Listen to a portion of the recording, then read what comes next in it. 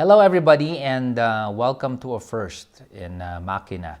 First time po namin gumawa ng Halloween special actually, and there's a reason kung bakit hindi ako mahilig humabilo sa Halloween. That's because may nangyari sa akin nung college and it affected my life. Since it happened, hanggang ngayon, wala po akong kinuwentuhan nito. Not my family, not my friends, coworkers, as in, wala talaga. You have to understand kasi before this incident, I don't believe in the supernatural, Mga ghosts, mga aswang, kapre, and so on and so forth. As in, wala po yan sa utak ko. I don't believe in that. Until that day. And here is the thing, hindi ko po to naranasan ng mag-isa. So, hindi ko to pwedeng sabihin na imagination ko lang to. I was not the only witness. My entire class in UST, saksi po dito sa nangyari nung araw na yon. Pati kami, even my classmates, alam mo, hanggang ngayon, di pa namin napag-uusapan kung ano yung nangyari that day. So, sa mga nanonood kong mga kaklase ngayon, pagpasensya nyo na po, gusto ko lang talaga to ilabas. Alam ko, iba sa inyo, kinalimutan nyo na to.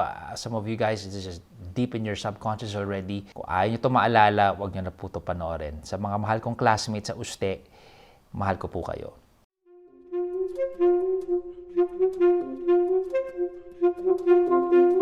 So a bit of context here, yung class po namin, panghapon po kami. Our classes start at around 2 p.m., sometimes 3 o'clock ng hapon, and it ends around 8 p.m., 9 p.m. The reason behind that, dahil bago pa yung course namin, industrial design. So dati, that was only like one class per batch, konti namin. So nangyari, since kami yung konti, tinambak kami sa hapon. I have this classmate, pangalan niya si Gambi Senga. Anak po siya ng dating Chief of Staff General Senga. Gambi is a super nice guy. Napakabait. And he's actually very funny. Tahimik lang po siya sa klase. Alam mo yun, meron kang klase na tahimik lang, pero one-liner. Minsan lang siya humirit. As in, magbablurt out siya ng something. Sobrang nakakatawa, tawanan na yung buong classroom. Ganun po si Gambi, is that type of guy. Tahimik, pero minsan lang humirit. Sobrang funny siya. So, basta good vibes si Gambi. Sobrang good vibes siya. So, one day, I remember this was a Thursday. Maulan-ulan yun eh. This was August, rainy season na. So, it was dark. There were a lot of clouds. Yun yung setting ng araw na yun. Around 3:30 ng hapon, late dumating si Gambi. Now, Gambi, laging maaga sa klase yun. So, this is very unlike him na. Kasi, usually, pag kunyari 3 o'clock yung klase namin, 2 p.m., nandun na po si Gambi. Minsan, tambay na kami sa harap ng fine arts, di ba? Just chilling and talking about stuff. Lagi siyang maaga. So, pag hindi siya dumating ng 3 o'clock, we assume na mag-a-absent na siya. Pero dumating siya late. Now, the thing that was different about this, bukod sa, yun nga, late siya, pagpasok niya sa classroom, meron siyang kasamang ibang tao. Now, sa UST kasi, uso nun, minsan gawain namin yung, nagdadala kami ng kaibigan na hindi naman taga doon, yung sit-in tropa, ika nga. Ang ginagawa namin nun, papahiramin namin ng uniforme, tapos hiraman na ng ID. Yung mga gwardiya naman noon, they don't check each face na maliit na picture sa ID na kung ikaw talaga yun. You just flash your ID, tapos pasok ka na. So, uso yung hiraman ng ID. Hindi naman uso yung electronic swiping ng ID nung araw diba? So, gawain namin to before. Of course, now, hindi na pwedeng gawin yon. So, may dalang kaibigan si Gambi. So, inassume namin na tropa-tropa lang na yun, di ba? I mean, he just decided to bring in a sit-in tropa. Pero, immediately, pagpasok nila, ang bigat na ng classroom. Parang sinipsip nila lahat ng energy. I felt tired all of a sudden. And then when I was looking around yung mga kaklase ko din, parang apektado din sila lahat. Right? They were feeling what I was feeling. Parang hirap huminga, parang hapuka, di ba? Parang bigat ng dating nung pumasok sila. So we were looking at each other and I was just shrugging and like, I don't know, man. I don't know what's going on. I was looking at Gambi, observing him. Itsura niya iba. Alam mo yung itsura na parang puyat na siya. Para siyang really tired. Yung mata niya glazed over. He's just like, para siya walang tulog ng 3 araw. That's what he looked like. So yung kaibigan niya, you know what? Each time I remember his face, yung kasama niya nung araw na yun, tumatayo balahibo ko.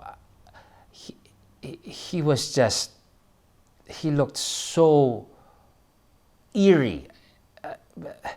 Maputla yung mukha niya, tas dark yung, parang may circle around his eyes. He had curly, wavy hair na parang due na magpagupit na dry. Yung parang di tumatalbog yung ilaw. It was really brittle, dry hair. Sobrang payat niya. So I was looking at them and I was trying to be objective here, di ba? Kasi hindi naman ako naniniwala sa mga supernatural. But I was feeling scared for some reason. Ito hindi to scared na parang may harm or danger or physical harm na mangyayari sa amin. It was an unexplained fear. Natatakot ako at hindi ko alam kung bakit. So, I was trying to be objective, di ba? Sabi ko, nako, putya, baka Gami, nagda-drugs ka na, di ba? Ba't ganyan na itsura mo? Itong kaibigan niya, baka dealer addict na sinama niya or something. But then again, kahapon lang namin kasama si Gami. He was fine. He did not look like that. Parang overnight, he looked like this. So buong hapon, di namin siya makausap kasi after each class, they would leave, di ba? Di niya kami pinakilala. As in, pag nag-ring ng bell, tayo sila, alis, tapos pasok kami sa next class and so on, di ba? So I tried doing small talk with Gami and he was like, wala lang, yung kasama niya, di nag-eye contact. So, Gami, kumusta? Gumagano-gano na si Gami. So noong last period na, bago mag-start ng class ng 7 p.m., I was telling my classmates, guys, may mali dito. There's something wrong with Gambi. Napansin niya, and they were agreeing with me, Zach, we're feeling weird the whole day ever since they walked in class. So sabi ko, gagawin natin, di ba? Hayaan natin si Gambi. They were asking each other, sino ba yung kakilala? Kilala niyo ba yan? Have you seen him before? None of us saw his friend before. And then all of a sudden, we decided, my classmates decided, Zach, ikaw na ko usap. You talk to them already. So, ang usapan after class, lalapitan ko na sila, di ba? Kamustahin ko si Gambi, dude, are you okay? Okay ka lang ba? You don't look well, di ba? Ano ba nangyari dyan? Mali ba namin kung parang hostage na nangyayari, di ba? Baka may dalang weapon yung kasama niya, may patalim, baka gusto saksakin si Gambi after class. I don't know, but it felt really wrong. So ito na, di ba? Last 10 minutes of class. I was elated kasi parang konti na lang, pero parang ang tagal-tagal na oras. So, we were at the back of the class. Andito si Gambi sa aking kaliwa. Tapos, sa kaliwa naman niya yung kasama niya. So, he was leaning like this. And then, meron siyang naitulak sa siko niya. Alam mo yung typical school desk, di ba, sa classroom. So, dito yung arm niya, meron siyang ginanon. I saw it. It went down. Piece of paper. So, ako naman, Gabs.